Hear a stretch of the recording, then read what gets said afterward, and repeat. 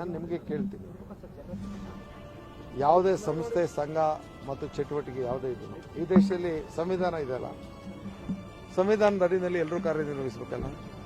ನೀವು ಕೇಳತಕ್ಕಂಥ ಸಂಸ್ಥೆ ಯಾವ ಕಾಯ್ದೆ ಅಡಿಯಲ್ಲಿ ರಿಜಿಸ್ಟರ್ ಆಗಿದೆ? ಈ ದೇಶದ ಸಂವಿಧಾನಬದ್ಧವಾದಂಥ ರಾಷ್ಟ್ರಧ್ವಜಕ್ಕೆ ಅವ್ರು ಯಾವ ಮಾನ್ಯತೆಯನ್ನು ಕೊಟ್ಟಿದ್ದಾರೆ? ನಾನು ಅವರಿಗೆ ವಿರೋಧವಾಗಿ ಮಾತಾಡ್ತೀನಿ. ಈ ರಾಷ್ಟ್ರೀಯ ಭಾವನೆಗಳನ್ನು ರಾಷ್ಟ್ರಧ್ವಜಕ್ಕಿಂತ ಹೆಚ್ಚು ಭಗವಧ್ವಜವನ್ನು ಎತ್ತಿ ಹಿಡಿತಾ ಇದ್ದಾರೆ. ರಾಷ್ಟ್ರಧ್ವಜಕ್ಕೆ ನಾವು ಏನಂತ ಹೇಳಬೇಕು? ತಾಯಿ ಗೌರವ ಇರಬೇಕು, ಮಾತೃಭಾಷೆ ಗೌರವ ಇರಬೇಕು, ನಮ್ಮ ರಾಷ್ಟ್ರ ಪ್ರೇಮ ಎಲ್ಲದಕ್ಕಿಂತ ದೊಡ್ಡದು. ಇದ್ಯಾವುದನ್ನು ಬದಿಗೊತ್ತಿ ತಮ್ಮದೇ ಆದಂತ ಅಜೆಂಡಾ ಇಟ್ಕೊಂಡು ಹೋಗ್ತಾ ಇರೋರಿಗೆ ಮಾಧ್ಯಮದ ಸ್ನೇಹಿತರು ನೀವೇ ಬೆಳಕು ಚೆಲ್ಲಿ, ತಪ್ಪಿದ್ರೆ ಅದನ್ನ ತಿದ್ಕೋತೀವಿ.